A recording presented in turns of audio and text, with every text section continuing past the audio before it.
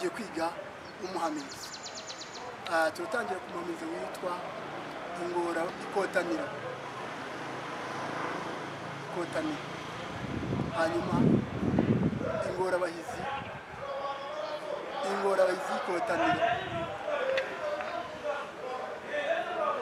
ikotaniro. Ingorabahizi ikotaniro. Wabishaka ucyongera umubwire ko tugiye kwiga ingorabahizi ikotaniro. Nta kindi turafata icumu n'ingabo gutya kuko tubibona amaboko ni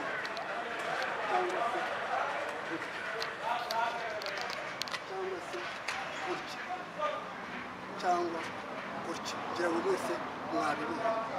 Nta kindi ni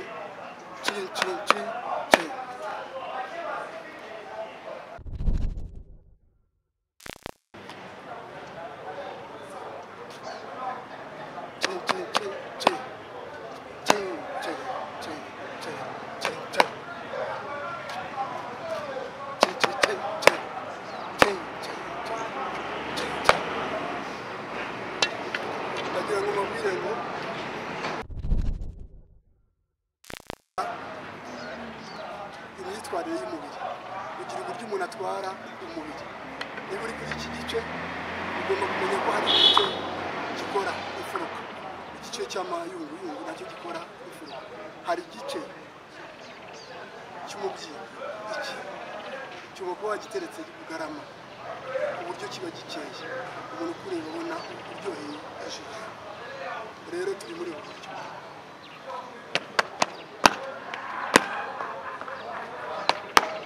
Turagenda twiga kamwe kuri kamwe gutya. Ni ukuvuga ngo hari icyo umufashe gutya urarijyana muri ubu buryo.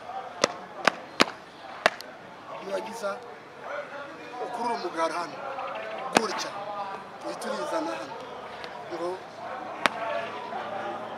nugera aha cinca sibireba ngo cinci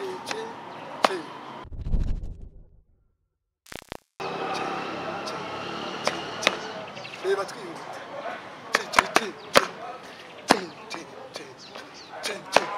hari n'abahindukira. Guhindukira no kuvuga ngo waje hano agahita aza ngo gutya byo byihuta.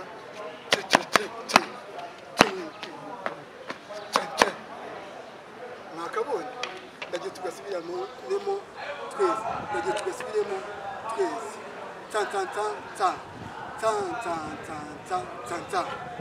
gutyo turi hano.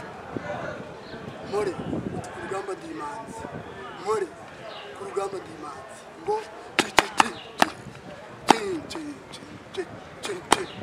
nk'uko tubizi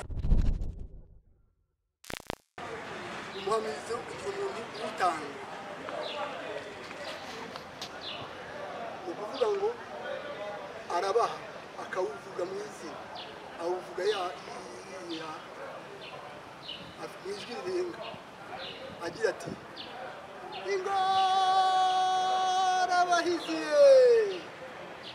mugahita mutangira ingorabahizi.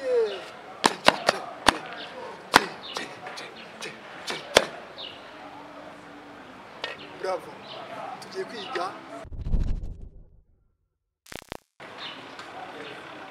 igice cya kabiri. Tugiye kwiga ni ukuvuga ngo cyitwa ingorabahizi y'ikotaniro. Ni igice gikomereza, tuzayiga mu buryo butatu.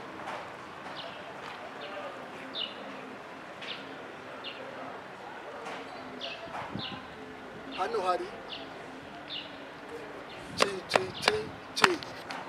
rimwe kabiri gatatu kane gatanu. Rimwe kabiri gatatu kane ngo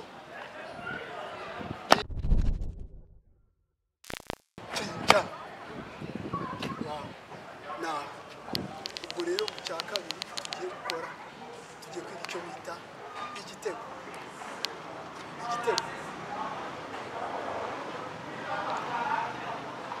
Muhanze mu kirere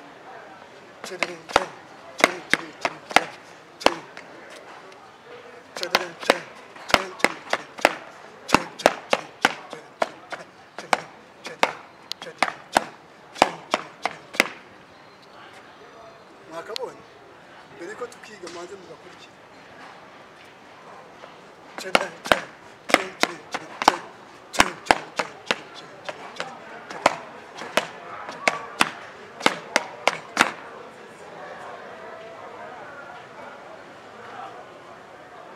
hano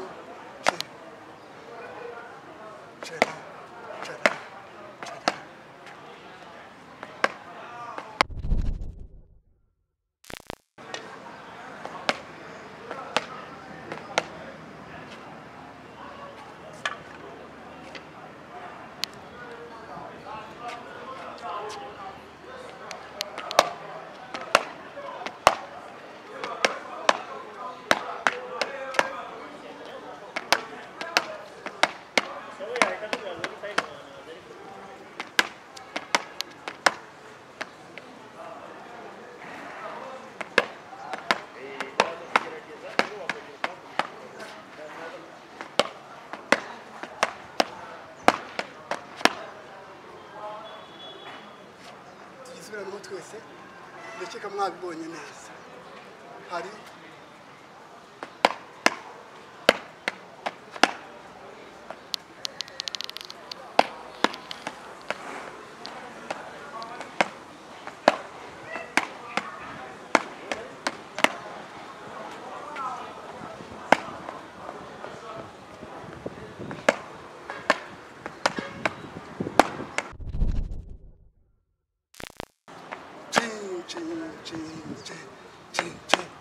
hari n'abavanga ngo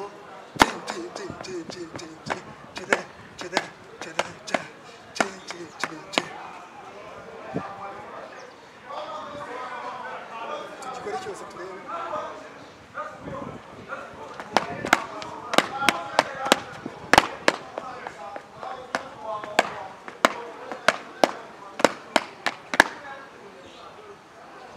bravo